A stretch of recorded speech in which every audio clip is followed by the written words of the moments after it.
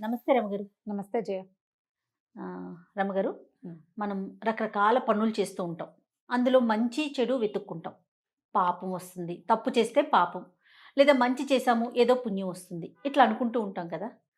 ఆహ్, ఏ పనులు చేస్తే మనతో పాటు మనకు పుణ్యం కలిసొస్తుంది? ఏవి చేస్తే తప్పులొస్తాయి?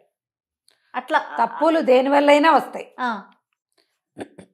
అంటే అన్నం పెట్టాం. చెయ్యకుండా ఇప్పుడు పిల్లలకి చెప్పేటప్పుడు ఈ తప్పు చేశావనుకో ఇంక అంతే అట్లా మనం చెప్తాం గదా! వేటికి చెప్పొచ్చు? బోల్డన్ని. ఆ! ఎవరికైనా అన్నం పెట్టి, అన్నం తింటుంటే మధ్యలో లేపేయటం పాపం. నువ్వు అన్నం పెట్టిన పుణ్యం పోతుంది, ఈళ్ళు మధ్యలో లేపేసిన పాపం వస్తుంది. ఆ! ఏదైనా ఓకే. మనకి విపత్కర పరిస్థితుల్లో మనని ఏదైనా ఆదుకుంటుందంటే, మనం చేసిన దానం, ఆహా! మనం చేసిన సహాయం. డైరెక్ట్‌గా అదే రాదు. వేరే రూపంలో. ఏదో ఒక రూపంలో వస్తుంది. అప్పుడప్పుడు డైరెక్ట్‌గా మనం ఎవరికి హెల్ప్ చేస్తామో వాళ్ళే మనకి తిరిగి హెల్ప్ చేసేవి కనపడతాయి. హ్మ్.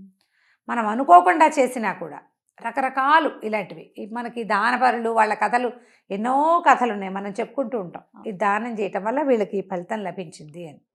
ఇప్పుడు ఫలితం కోసం దానం చేయకూడదు. నువ్వు దానం చేయాలి, ఇతరులకు సహాయం చేయాలి, ఆ విధితో చెయ్యి.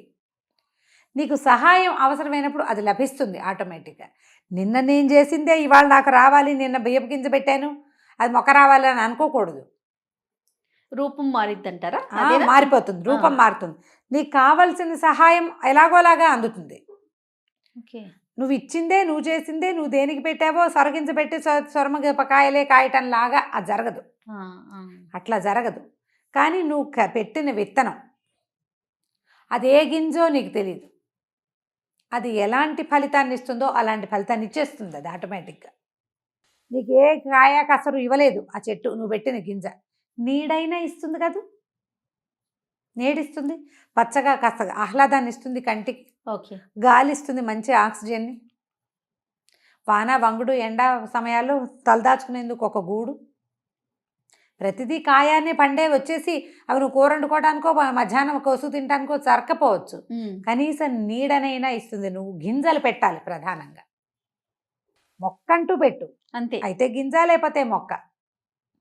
నీకు రాదగిన ఫలితం వచ్చే తీరుతుంది. కనీసం ఆక్సిజన్ అయినా ఇస్తుంది కదా, కనీసం ఫ్రెష్ ఎయిర్ అంతే కదా, అదైనా ఇస్తుంది. ఈ ఆలోచనతోటే ఉండాలి ఎప్పుడు కూడా. ఇతరులకు సహాయం చేయాలి. ఎవరైనా అడిగింది మన దగ్గర ఉంటే లేదనకుండా ఇచ్చేసేయమని. చిన్న కథ ఒకటి చెప్తాం. 3 కానుల పుణ్యం. 3 కాసులు కాని, 3 కానీలు, 3 కానుల పుణ్యం. పూర్వం అంటే ఒక శెట్టి గారు ఒక ఆయన ఉండేవాడు. ఓకే. వ్యాపారస్తులు, ఆయన కొంచెం పిసినారు వాడు. ఎవరికైనా ఏమైనా ఇవ్వడాలు అవన్నీ నచ్చవు. ఆయన పని ఆయన చేసుకునేవాడు. వ్యాపారం న్యాయంగానే చేసేవాడు. కానీ దాన ధర్మాలు, ఇతరులకు సహాయం చేయటం, ఎవరైనా ఈయన కొంచెం వేయమని ఉన్నాడు కదా అని, బాబు మా పిల్ల పెళ్ళి సాయం చేయండి, మీ పిల్ల పెళ్ళి మీరు చేసుకోండి, నేను చేయటం ఏమిటి, అలాంటి వాడనమాట. అసలు ఇతరులకు ఇవ్వటాలు అవన్నీ ఉండేవి కాదు. డబ్బు చాలా లెక్క ఆయనకి. వచ్చిన లాభం అంతా మూటలు కట్టి దాచుకోవాలి, అలాంటి ధోరణి ఉన్నవాడు. భార్య కొంచెం మంచిది, యశోద ఆవిడ పేరు. కొంచెం నిదానస్త్రాలు పర్వాలేదు. వాడెవడో మన వాకిట్లోకి వచ్చాడు, ఓ అరటి పండు ఇస్తే ఏమైంది, 10 పళ్ళు ఉన్నాయి, కట్టు దింపోతామా ఈ 3 రోజుల్లో, పోన్లే 2 పళ్ళు ఇస్తామని చూసి చూడకుండా ఆయన వద్దన్నా సరే ఆవిడ తిరగబడి పొట్టాడేది, ఏదో ఇచ్చేది, పోసేసేది కాదు. కానీ చేయి విడిచి వస్తువు ఇవ్వటమే ఆవిడకి అలవాటుగా ఉంది. చాలా కాలం వాళ్ళకి పిల్లలు లేరు. ఎన్నాళ్ళో పిల్లలు కలగల.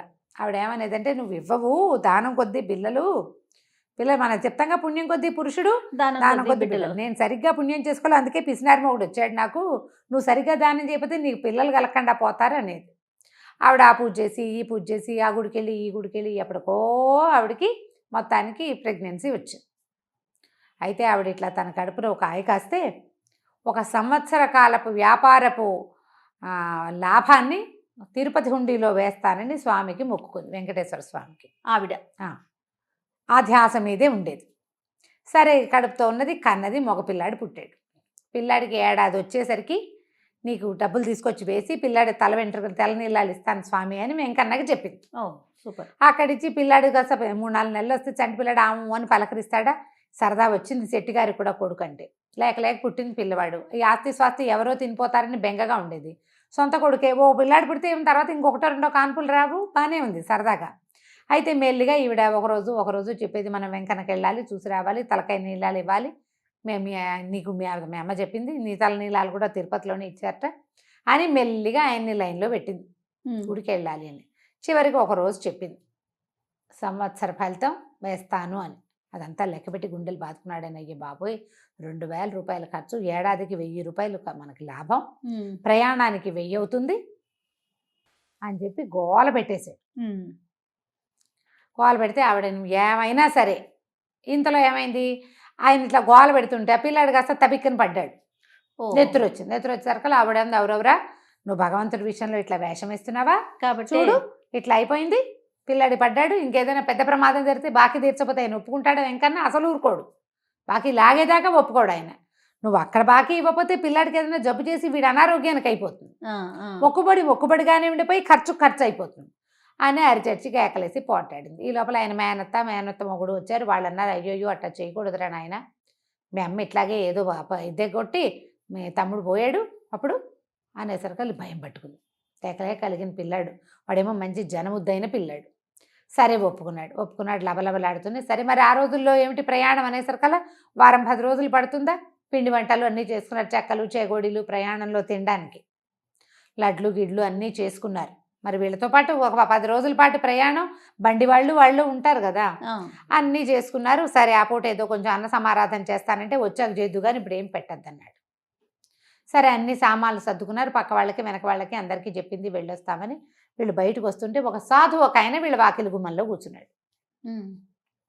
ఏదైనా దానం చేయనైనా ప్రయాణం చేస్తున్నావు అనేసరికి ఈయన ఏమన్నాడు, ఈ దానం గుళ్ళో వేయడానికి తీసుకెళ్తున్నాను నాయన, 2000 రూపాయలు ఏమన్నా తక్కువ అనుకుంటున్నావా, అతేరి ఇప్పుడు నేనేం దానాలు గినాలు చేయను, అసలే ప్రయాణంలో ఉన్నాను అనేసరికి నిన్ను కాపాడుతుందిరా నాయన నువ్వు చేసే దానం అన్నాడు. ఏమిటి నీకు చేసేది కాని పుణ్యం కాపాడుతుందా, నన్ను కాపాడేది అదేనా, నా దగ్గర డబ్బులు కాపాడవా, నేను వెళ్తున్న దేవుడు కాపాడ్డా, పోపో మెట వేదాంతం చెప్తావు అని కసురుకున్నాడు. లోపల నుంచి సంచులు అన్నీ పట్టించుకుని పిల్లాన్ని సంకనేసుకుని వస్తుంది. యశోద గారు ఏం చేసింది, సంచిలోంచి ఆవిడ చేతి సంచులోంచి 2 లడ్డూలు తీసి ఆ సాధువు చేతిలో పెట్టి 3 కాన్లు ఆయన చేతిలో పెట్టి, లడ్డూలేమో ప్రసాదంగా, కాన్లు ఆయన దానం అడిగాడు కదా, ఊరు వెళ్తున్నావు దేవుడికి మొక్కు తీర్చడానికి వెళ్తున్నావు, 2 కాన్లైనా నేను దానం చేసుకోకపోతే ఎట్లా అని ఇచ్చేసరికి ఈయన అన్నాడు, ఖర్చు కంచే మొదలు పెట్టావా, పెద్ద నష్టం వస్తుంది రేపు మనకు, అక్కడ ఎలాగో 2000 వేసేస్తాం గుళ్ళో అయిపోతుంది అని గట్టిగా కసురుకున్నాడు. ఆవిడంది, ఈ 3 కాన్లతోటి దిగిపడిపోయామా మనం, పద అన్సేపు ఇట్లా అంటామని మొగుడిని కసిరేసింది. ఆ సాధువు దండం పెట్టాడు, లడ్డు ముక్క తుంచి నొట్ట వేసుకున్నాడు. వీళ్ళు బండి ఎక్కారు, చక్కగా సజావుగా ప్రయాణమైంది. 4 రోజులు 5 రోజుల తర్వాత తిరుమల చేరాక అసలు ఆ కొండ మీదకి వెళ్తుంటే ఆ గోవిందనామస్మరణలకు వాటికి ఆవిడ ఒళ్ళు తెలియలే, ఈ గోవిందనామమే కదా ఇట్లా తల్లిని చేసింది రండి అని చాలా సంతోషంగా ఉంది. అక్కడి నుంచి డబ్బులు 3000 రూపాయలు పుచ్చుకొని బయలుదేరారు. ఓ 1000 దేవుడికి వేయటానికి, మిగిలినవి ఖర్చులు. సరే మొక్కుకున్న ప్రకారం వెయ్యాలి కదా, ఆయన ఏం చేశాడు, ఏదో యథాలాపంగా ఈ 1000 దేవుడికి వేయటానికి, ఈ 1000 నీ దగ్గర ఉంచు, నా 1000 నేను వేస్తాను అన్నాడు. 2000 వెయ్యాలి వీళ్ళు, ఒక 1000 2 ఏళ్ళు అయింది కదా, మొక్కుకుని 2 సంవత్సరాలు కదా, ఆ 1000 ఒక సంవత్సరం ఒక 1000, 2వ సంవత్సరం ఒక 1000, నువ్వు 1000 నేను 1000 వేస్తాను అన్నాడు. కానీ 2000 ఆవిడ చేతికి ఇచ్చాడు, తన 1000 తన దగ్గర ఉంది. ఆవిడ ఈ భక్తి పార్వశంలో గోవిందా గోవిందా గోవిందా అంటూ ఈ పిల్లాడితో గుండు కట్టించింది, అవన్నీ చేసి తన దగ్గర ఉన్న 2000 ఎత్తి హుండీలో వేసేసింది. ఈయనేం చెప్పాడు, నువ్వు 1000 నేను 1000 వేస్తా అన్నాడుగా, ఈయన 1000 వేసేసాడు. అయిపోయింది. ప్రయాణంలో పెద్దగా ఖర్చు కాలే వాళ్ళకి, ఎందుకంటే తిండి సంబారాలన్నీ తెచ్చుకున్నారు వచ్చేటప్పుడు కదా, వెళ్ళేటప్పటికి అన్నీ కావాల్సిందే. ఆ బండి అక్కడ దిగడిపోయి కొత్త బండి తీసుకోవాలి. అక్కడి నుంచి ఏం చేస్తారు తెలిసి చూసుకున్నారు, మొత్తం చూసుకునేసరికి డబ్బులు లేవు. ఏవో తెచ్చుకున్నవి 2-3 తినుబండారాలు, పిల్లాడు తల్లిపాలు తాగుతాడు కాబట్టి పిల్లాడు లబో దిబో. అక్కడికి కొంతమందిని అడిగాడు, అయ్యా పొరపాటున పడిపోయినాయండి, ఒక 1000 రూపాయలు అందులోంచి తీసి మాకు ఇస్తారా అని. హుండీలో వేసింది ఏం, నువ్వు పిల్లాడిని వేసినా పిల్లాడిని కూడా ఇవ్వమన్నారు. ఎట్లా ఇస్తారు, దేవాలయ హుండీలో పడింది తీసుకోవచ్చునా. లబలబలాడిపోయాడు, ఏం చెయ్యాలో తెలియదు, రూపాయి లేదు, ఎట్లా వస్తారు అక్కడి నుంచి. కనపడ్డ వాళ్ళందరినీ బాబు పొరపాటున డబ్బులు వేసేసాము, మాకు దగ్గర డబ్బులు లేవు అని కొంతమందిని అడిగి ఏవో బళ్ళు కట్టించుకుని ఎవరో బళ్ళ వాళ్ళు వెళ్తుంటే మొగుడు పెళ్ళ ముసూరు మియాల్లాగా ఎట్లా కొట్లా సంచులు మోసుకుంటూ ఆ వెళ్ళే బళ్ళు ఎక్కి ఇంకో బండి దిగి ఎక్కడో ఉచిత భోజనం ఉంటే అక్కడ తిని చచ్చి చెడి 6-7 రోజులకి ఇంటికి చేరారు, రూపాయి లేకుండా. మిగిలినవి లడ్డూలు ఏవో ఉన్నవే 1-2 మధ్యలో నోట్లో వేసుకున్నారు, అంతకంటే ఏం లేవు. బాటసారులాగా ప్రయాణం చేసుకుంటూ వచ్చేసరికల్లా వాకిట్లోనే ఆ సాధువు కనపడ్డాడు. వాళ్ళ వాకిట్లోనే ఈయనకి చూస్తే ఒళ్ళు మండిపోయింది. వెళ్ళేటప్పుడు నీ దిక్కుమాల శకునం వల్లే మేము తగలబడ్డాము, చేతిలో రూపాయలు లేకుండా ఏదో ఒరిగిపోతుంది అన్నావు, నీకు దానం చేస్తే మాకు ఒరిగింది ఏమీ లేదు, చేతిలో రూపాయి లేక చచ్చి చెడి వచ్చావు అంటే సాధువు నవ్వుతున్నాడు. అదే కదా నువ్వు కోరుకున్నావు, నీకు ఇస్తే నేను అక్కడికి ఎట్లా అన్నావు అన్నాడు. నవ్వుతూ లేచి వెళ్ళిపోయేసరికి చుట్టుపక్కల వాళ్ళంతా ఏమమ్మా వచ్చారా ఏమిటి, మొహాలు అట్ట పీక్కుపోయినాయి, బండి లేదా, బండి లేకుండా ఎట్టా వచ్చావు ఏమిటి, దర్శనం బాగా అయిందా అని అందరు ఊళ్ళల్లో ఏముంది అందరూ చేరారు. చేరేసరికల్ ఈయన ధుమధుమలాడుతూ ఏముంది శకునం దిక్కుమాల శకునం వెళ్ళేటప్పుడు ఎదురయ్యాడు, వచ్చేసరికల్ పీడాకారం మా వాకిట్లోనే తయారైందంటే వాళ్ళందరూ నీకేమైనా పిచ్చ కిందా, ఆయన ఉన్నాడు కాబట్టి ఇవాళ నువ్వు బతుకున్నావు, లేకపోతే చచ్చేపోయేవాడివిరా నాయన, నువ్వు ఊరెళ్ళిన 3 రోజులకి మీ ఇంట్లో దొంగలు పడ్డారు, సాధువు నువ్వు వెళ్ళిన దగ్గర నుంచి మీ వాకిలి వదలని మీ అరుగు మీదే కూర్చున్నాడు, మీ ఆవిడిచ్చిన 3 కార్లతోటి 10 రోజులు తిన్నాడు ఆయన, కూర్చుని దొంగలను చూసుకుని ఆయన కేకలు పెట్టి చుట్టుపక్కల వాళ్ళని బెజ్జేసి వీళ్ళకి పట్టించాడు రక్షక భట్లకి. వాళ్ళు పట్టుకున్న తర్వాత కూడా నువ్వు వచ్చేదాకా నీ వాకిలికి కాపలా కాశాడు, మీ ఆవిడిచ్చిన 3 కానీల పుణ్యం అది నిన్ను ఇక్కడ కాపాడింది, అక్కడ డబ్బుల పైన వెంకన్నకేసావు, అక్కడ నీది దొంగతనం కాదు జరిగింది, అవును భగవంతుడిని చేరిన డబ్బు. ఆవిడకి ఏం డౌట్ వచ్చింది యశోదకి, నువ్వు దొంగలెక్కేసావు, ఏడాదికి 1000 కాదేమో ఇంకా ఎక్కువే అయ్యి ఉంటుంది, అందుకే లాగేసుకున్నాడు వెంకన్న డబ్బులు. జాగ్రత్తగా వేశాడు, ఇప్పుడు ఇంత లాభం అని చెప్పాడు భార్యకి, జాగ్రత్తగా ప్లాన్ చేసుకుని చెప్పుంటావు అంటుంది. అక్కడ గనక ఇక్కడ గనక దొంగలు కనుక పడి ఉంటే ఏమయ్యేది, వీళ్ళు ఇల్లు వాకిలి మొత్తానికి పోయేది, ఆ రోడ్డు మీద పోయినట్టు కాకుండా ఇక్కడది కూడా పోయేది. నువ్వు 3 కానీలు దానం చేయటం వల్ల ఇవాళ ఇది బతుకుంది, ఈ ఆస్తి స్వాస్తి అంతా ఇల్లు వాకిలి. దొంగలు పడి దోచేస్తే ఏం మిగులుస్తారు, వస్తువులు కూడా పట్టుపోతారు కదా దొంగ. అవును, దాంతో లపలపలాడిపోయాడు, బుద్ధి తెచ్చుకున్నాడు. ఎక్కడున్నాడు ఆ సాధువు, ఊరంతా తిరిగి వెళ్ళి ఆయన ఇంటికి తెచ్చుకున్నాడు. నా వాకిట్లో ఉండు, మా వాకిట్లోనే తిను, నువ్వేదో జపం చేసుకొని బతిలాడుకుని ఆ సాధువుని తమ వాకిట్లోనే ఉంచుకున్నాడు. పిల్లాడికి మాత్రం తనలాగా కాకుండా చిన్నప్పటి నుంచి దానం ధర్మం చేయటాన్ని ఆలవర్చాడు. ఆ సాధువు వల్ల 4 మంచి ముక్కలు నేర్చుకునేవాడు పిల్లాడు. తర్వాత కాలంలో శెట్టిగారి అబ్బాయి కూడా చాలా బుద్ధిమంతుడు, దానపరుడు అయ్యాడు. మనం చేసిన దానము దాని ఫలితాన్ని ఇవ్వక మానదు. నీకు తెలిసినట్టుగా నువ్వే గింజ పెడితే ఆ గింజే మొక్కొచ్చినట్టుగా మాత్రం కాదు, నీకు అవసరమైనప్పుడు కావలసిన సహాయం, నువ్వు చేసిన పాజిటివ్ థింగ్ చూసావా, నువ్వు ఇచ్చింది అది ఇంకొక పాజిటివ్ రూపంలో నీకు తిరిగి వస్తుంది, చేయాలి అంతే అంతే. ఎంత బాగుందో రమ్మగారు, చాలా చాలా బాగుందండి. నమస్తే రమ్మగారు. నమస్తే చెయ్యి.